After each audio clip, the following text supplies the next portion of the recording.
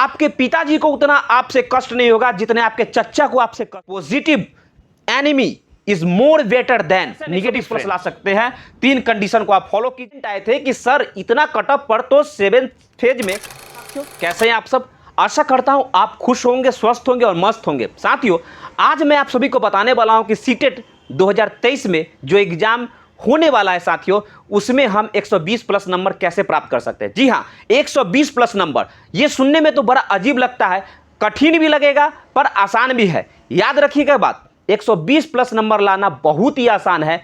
कैसे आसान है और कैसे कठिन है, बाद में आप पता चलेगा आपको कि सबसे आसान ही है तो कैसे। ध्यान से देखिएगा साथियों, शिक्षक बहाली, देखिएगा एक बात कि शिक्षक बहाली 7वां चरण में भी 1-2 साल का देरी होगा।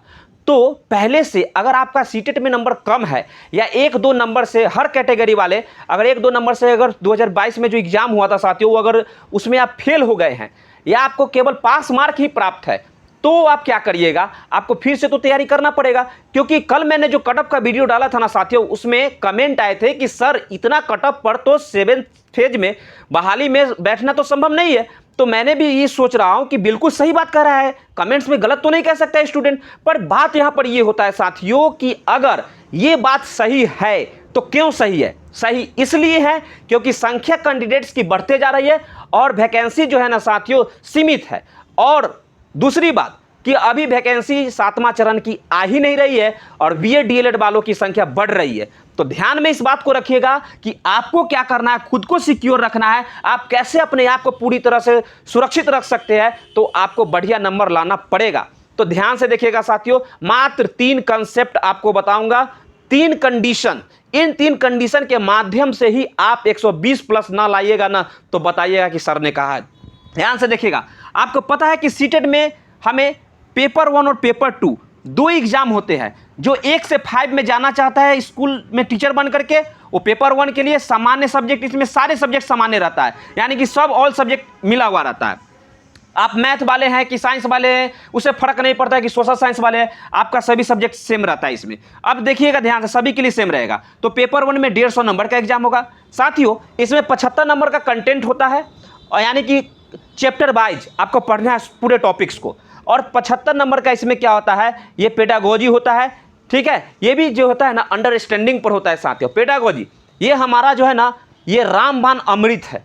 कैसे है सब बताऊंगा, ध्यान से देखिएगा। उसी प्रकार 6 to 8 में, यानी साथियों 6 to 8 में आप अगर शिक्षक बनना चाहते हैं तो पेपर 2 की आप तैयारी कर सकते हैं, जिसमें आप पर्सनल सब्जेक्ट लेते हैं। इसमें और सब्जेक्ट एक साथ रहता है, पर इसमें क्या है साथियों, या तो आप एसएसटी के टीचर बनोगे या मैथ या साइंस के टीचर बनोगे। इसमें भी 150 नंबर का एग्जाम होता है। इसमें 85 नंबर के कंटेंट होते हैं और इसका जो लर्निंग पेडागोजी होता है 65 नंबर के होता है। क्यों होता है 65 नंबर के? यहाँ 75 था, इसलिए होता है या तो एसएसटी में या मैथ और साइंस में, ठीक है। दोनों सब्जेक्ट में से अगर मैथ का 30 नंबर और साइंस का 30 नंबर लेते हैं तो इसमें से 10 नंबर 20 नंबर का ही साथियों क्या पूछा जाता है, ये 20 नंबर का इसमें पूछा जाता है पेडागोजी। हालांकि इसमें क्या है कि सभी सब्जेक्ट जो भी है ना, इसमें सब में आधा आधा का पेडागोजी पूछा जाता है। तो 5 नंबर इसमें कम गया, 5 नंबर इसमें कर गया, टोटल 10 नंबर, यानी 10 नंबर मैंने घटा दिया 75 में से, तो 65 नंबर का केवल पेडागोजी पूछा जाता है। तो कंटेंट इतना नंबर के पूछा जाता है। क्लियर है? अब एक बात रह गया, क्या ये तो रहा बात कि इतना कि क्या क्या पूछा जाता है। मैंने आपसे बोला था कि 3 कंडीशन, अगर आप 3 कंडीशन को फॉलो करते हैं ना तो आप सीटेट में 120 प्लस नंबर ला सकते हैं। बहुत ही आसान है। कैसे? ध्यान से देखिएगा, मैंने आपको बताया है कि 3 कंडीशन में पहला है कंटेंट, दूसरा है पेडागोजी और तीसरा है एटीट्यूड। ये आपका एटीट्यूड कैसा है, ये बहुत बड़ा महत्व रखता है आपको सीटेट पास कराने में बढ़िया नंबर से। ध्यान से देखिएगा साथियों, मैंने क्या किया है कि इन कंडीशन के केंद्र बिंदु में एक बालक को रखा है। बालक वही बालक जो आपके भी घर में होंगे, आपके भांजा होगा, आपके भांजी होंगे, या आपके भतीजा होगा, या अगर आपकी शादी होगी तो आपके बच्चे होंगे। याद रखिएगा साथियों, मैंने यहाँ पे क्या लिखा है कि बच्चे को क्या मानना है, तो भगवान मानना है, यानी भगवान का रूप मानना है। इतना ही नहीं, आपको केवल अपने बच्चे के साथ साथ अगर पड़ोस का भी बच्चा हो या किसी रिश्तेदार का भी बच्चा हो, उसे भी आपको पूरी तरह से वही मानना है जो आप अपने बच्चे को मानते हैं। उनसे भी वही प्रेम करना है जो आप अपने बच्चों को प्रेम करते हैं।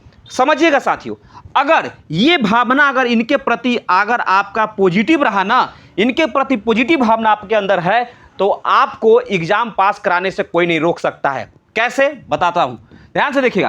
कंटेंट जो हमें किसी बच्चे के अकॉर्डिंग पढ़ना है, कैसे पढ़ेंगे? कंटेंट में हमें सीटेट पास करने के लिए CDP को पढ़ना पड़ता है, चाइल्ड डेवलपमेंट को पढ़ना पड़ता है, वो बच्चे से जुड़ी होती है। आप सभी को पता होगा कि आपके घर में जब बच्चे जन्म लिए होंगे तो जब वो माँ के गर्भ में रहा होगा तो कैसे उस बच्चे का ग्रोथ हुआ है, जब वो धरती पर आया तो कैसे कैसे उसकी उम्र बढ़ी, उसके साथ कैसे कैसे सिचुएशन हुए और वो जवान हुआ और आगे चल के कैसे एजुकेशन को प्राप्त किया, सब आप जानते होंगे। तो उसके अकॉर्डिंग किसी भी टॉपिक्स को आप अपने बच्चे के अकॉर्डिंग आप उस पर लेकर के उसी के अकॉर्डिंग आप उसी के थॉट के अकॉर्डिंग आप पढ़िए और कंटेंट को अच्छी तरह से पढ़िएगा। तो आपको पहला बच्चे के अकॉर्डिंग पढ़िएगा तो आपको पूरा क्लियर रहेगा। ये तो फर्स्ट कंडीशन है। दूसरा नंबर पेडागोजी, याद रखिएगा पेडागोजी मैंने यहाँ लिखा है अंडरस्टैंडिंग। पेडागोजी जो होता है ना साथियों, ये आपके अंडरस्टैंडिंग पर डिपेंड करता है। आपका अंडरस्टैंडिंग कितना पॉजिटिव है ये बात दर्शाता है आपके पेडागोजी, ठीक है। तो पेडागोजी में नंबर उठाना बहुत ही आसान है। कैसे, जरा ध्यान से देखिएगा। हमें पेडागोजी में वही सवाल पूछे जाते हैं जो बच्चे के अकॉर्डिंग होता है। तो क्या करते हैं ना, अगर आप पॉजिटिव है, पॉजिटिव सोचते हैं तो आपका रिजल्ट भी पॉजिटिव होगा। तीसरा नंबर बात क्या है, एटीट्यूड। तो एटीट्यूड यानी कि ये पॉजिटिव होना चाहिए, यानी हमेशा, यानी कि ये पूरे ऑल ओवर अगर मैं किसी बच्चे के प्रति सोचूं तो केवल बच्चे के प्रति सोचकर कंटेंट बना सकता हूं, बच्चे के प्रति सोच करके पेडागोजी को सॉल्व कर सकता हूं और बच्चे के प्रति सोच करके अपने आदतों को, अपने विचारों को, अपने थॉट को, अपने एटीट्यूड को मैं हमेशा पॉजिटिव रख सकता हूं। ये आपको सोच करके चलना पड़ेगा। 120 प्लस नंबर लाने से आपको कोई नहीं रोक सकता है, वादा करता हूं मैं आपसे। ध्यान से देखिएगा, आपको पता होगा पेडागोजी जो कि 75 नंबर के पूछे जाते हैं साथियों, ध्यान से समझिएगा। ये जो 75 नंबर है आपके और 65 जो पेपर 2 में पूछे जाते हैं, ये जो है ना आपको बाल विकास से संबंधित साथियों, ये अंडरस्टैंडिंग पर आता है। तो ये अंडरस्टैंडिंग के लिए हमें बच्चे को हमेशा प्रेम करना पड़ेगा, हमें बच्चे को हमेशा पॉजिटिव दृष्टि से देखना पड़ेगा, उसमें कभी भी निगेटिविटी ढूंढने की कोशिश मत करना। ज़्यादातर टीचर के फेलियर होने का यही कारण है कि वो अपना मास्टरी वाला वर्चस्व दिखाना शुरू कर देते हैं। क्या करते हैं वो, सोचते क्या कि मैं तो इतना पढ़ा लिखा एजुकेटेड हूँ और इतना पढ़ा एजुकेटेड होने के बावजूद भी वो फेल कर जाते हैं सीटेट में। कारण क्या है, इसलिए कि वो सोचते क्या कि अगर बच्चा गलती करता है तो दे दनादन उसको देना शुरू कर देते हैं। सोचते कि अगर बच्चा गलत किया है तो क्वेश्चन को भी दे दनादन के रेस्पेक्ट में वो क्या करते हैं, आंसर मारते हैं। तो दे दनादन उनका आंसर का रिजल्ट भी तो आता है। तो समझिएगा साथियों, आपको बच्चा को हमेशा भगवान का रूप मानना हो, चाहे वह आपके हो या किसी और के बच्चे हो, हमेशा सकारात्मक उनके लिए सोचना है। आपको यही बच्चा 120 प्लस नंबर दिलवाएगा, वादा करता हूं आपसे। चलिए ध्यान से देखिएगा। अब अगली बात क्या है, तो मैंने क्या लिखा है, मुख्य बातें। ध्यान से देखिएगा, 100% लाओगे, क्या लाओगे, 120 प्लस नंबर। किस में, तो सीटेट में 120 प्लस नंबर लाओगे। कैसे लाओगे, ध्यान से देखिएगा। यहां पे मुख्य बातें आपको जहन में बैठा लेना है। पहला, निगेटिव दोस्तों से दूरी। हमेशा याद रखना भाई मेरे, निगेटिव दोस्त आप हमेशा उससे दूरी बना के रखना। दोस्त जो झूठ बोलता हो, जो चालाक हो, जो फ्रॉड करता हो, या आपको से झूठ बोल करके आपके अंदर की भावनाओं को जानना चाहता है, उन दोस्तों से हमेशा दूरी बना के रखना। A positive enemy is more better than negative friend. समझ गए। दूसरी नंबर बात, सभी के बारे में पॉजिटिविटी और सभी के बारे में हमें पॉजिटिव सोचना है। हमें भले ही उनसे दूरी रखना है लेकिन उनके बारे में गलत नहीं सोचना है, हमें पॉजिटिव रहना है, सकारात्मक सोच रखना है। अगर कुछ गलत भी है ना तो उसमें हमें पॉजिटिव सोच करके रखना है, पॉजिटिव ढूंढना है। और किसके लिए, तो खुद के लिए। इस बात को याद रखिएगा। अगला बात है, निगेटिव वातावरण को क्या करना है, गिव्स राइज टू पॉजिटिव वातावरण, यानी कि निगेटिव वातावरण को कन्वर्ट करना पॉजिटिव वातावरण में। समझिएगा साथियों, ये जो निगेटिव वातावरण है ना, समझ रहे क्या है से, ये है आपके इकोनॉमिक स्टेटस। यानी हो सकता है आप मिडिल वर्ग के होंगे या उससे नीचे के होंगे साथियों, तो आपको पढ़ने में थोड़ा सा दिक्कत हो रहा होगा। आपके माहौल में, जानते हैं ना साथियों, आपके पिताजी को उतना आपसे कष्ट नहीं होगा जितने आपके चच्चा को आपसे कष्ट होगा। आप घर पर बैठ करके अपने पिताजी के कमाए हुए धन को खाते हैं, पर उससे ज़्यादा तकलीफ आपके चच्चा को होगा। क्यों होगा पता है, आपके खुशी से ज़्यादा दुख उन्हें होता है कि बचवा है जो अभी तक घर में बैठले है, देखो तो मुफ्त की रोटी तोड़ रहा है। पर जानते हैं ना साथियों, माँ और बाप यानी माता और पिता ही एक ऐसा है, ऐसे व्यक्ति है जो केवल अपने बच्चे की भावनाओं को समझ सकते हैं, बाकी कोई नहीं समझता है। हाँ, आप कह सकते हैं सर मेरे चाचा ने मुझे मदद किया, मेरे फल्ला ने, मेरे रिश्तेदार ने मुझे मदद किया पढ़ने में। ये करते हैं मेरे भाई, करते हैं, पर जो 100%, 10-20% आपको उसे करेंगे, लेकिन 100% जो आपके दिल का हाल जानते हैं ना, केवल आपके माँ जानती है। पिता भी जानते हैं तो मात्र 90% जानते हैं, माँ जानती है तो 100% अपने बच्चे के दिल के हाल जानती है। तो याद रखिए साथियों, अपने माँ बाप के सपना को सजोना है। आपको याद रखना है, सीटेट का एग्जाम बार बार नहीं दिया जाता है। ये एग्जाम जो है ना हार्ड नहीं होता है, जो आप सोचते हैं कि बहुत ही एग्जाम हार्ड है, बहुत ही आसान होता है। बस आपके अंदर सकारात्मक सोच होना चाहिए, एक बच्चे के प्रति, समाज के प्रति और पूरे एग्जाम के दृष्टिकोण से आपको लेकर के ये पॉजिटिविटी चलना पड़ेगा और आपको 120 प्लस खुद लाओगे। 75 नंबर का पेडागोजी होता है, समझिएगा साथियों। अगर मैं बच्चे के बारे में अच्छा सोचूं, उसी के अकॉर्डिंग क्वेश्चन आता है, तो बच्चे हमें खुद 75 नंबर दिवा सकते हैं।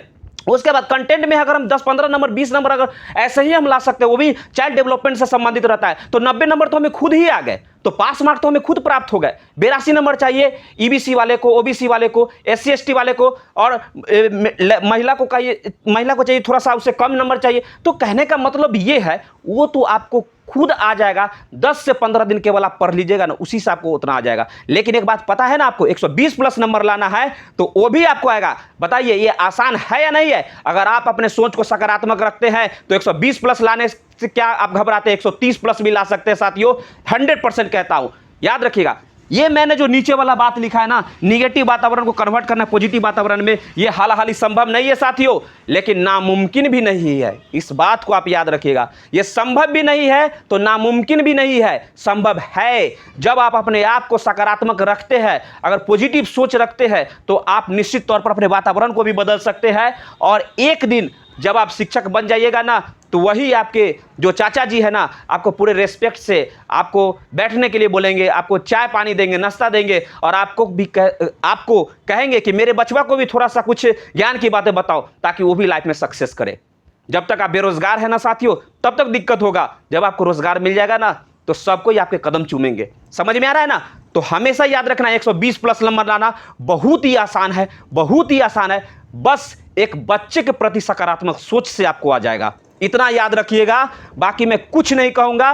बस हाँ, इतने बातों के बाद मैं एक बात और कहना चाहता हूं साथियों। मैंने कल की जो वीडियो डाला था ना, उस वीडियो में कई कमेंट्स आते हैं। मैंने कटअप से संबंधित वीडियो डाला था, कमेंट्स आते हैं। मैं आपके कमेंट्स को पढ़ता हूं, अच्छे बुरे सभी कमेंट्स को पढ़ता हूं साथियों। मैं बहुत खुश हूं कि आपने मेरे वीडियो को देखा और कमेंट्स किया।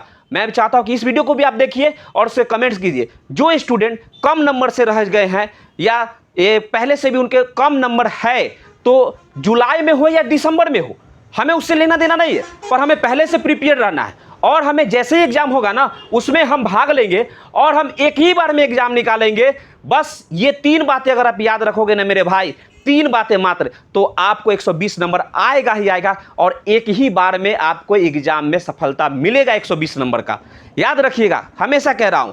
पर एक बात हमेशा ध्यान रखिएगा, जो कमेंट्स आते हैं ना आपके, मैं उन सभी कमेंट्स को पढ़ता हूं। आप इस वीडियो को भी आप अच्छी तरह से देखिए, इस पे भी आप कमेंट्स कीजिए। और जो स्टूडेंट्स कम नंबर से रह गए हैं, उनको मैं चाहूंगा साथियों कि ये वीडियो को आप शेयर कीजिए, शेयर उनको दीजिए जो उनको लाभ है। जो पहले से पास कर चुके हैं, अच्छे नंबर है, तो उनको आप 9 भी भेजिएगा साथियों, तो मैं कोई दिक्कत नहीं है। पर मैं हाथ जोड़कर आपसे विनती करूंगा, उन भाई को, उन बहनों को, उन रिश्तेदारों को, उन दोस्तों को आप जरूर शेयर कीजिए जिनको इसकी आवश्यकता है। उनके अंदर पॉजिटिविटी का मोटिवेशन भर के रख दूंगा, और हमेशा भरते आता हूं, और मैं हमेशा आपके लिए अच्छा सोचूंगा।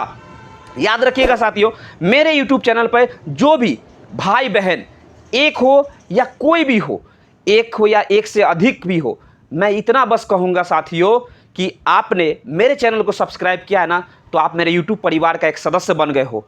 और मैं वादा करता हूं आपसे, हमेशा दिल से वादा करता हूं कि आपके लिए अच्छे कंटेंट लाऊंगा, पूरे थॉट वीडियो लाऊंगा, और आपको पॉजिटिविटी भरते हुए आपको सफलता तक आपका साथ दूंगा।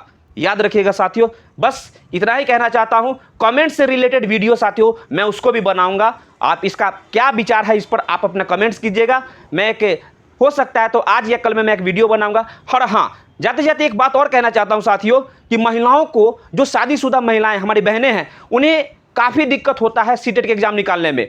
और ऐसा है सरकार का नीति है कि 4 साल 5 साल पर वैकेंसी निकालता है। वैसे में उनके उम्र जो है एक्सपायर कर जाते हैं, तो अब करें तो क्या करें साथियों। तो मैं उनके लिए एक वीडियो बनाऊंगा, पर ये नहीं सोचेगा कि मैं जेंडर वाइज कर रहा हूं।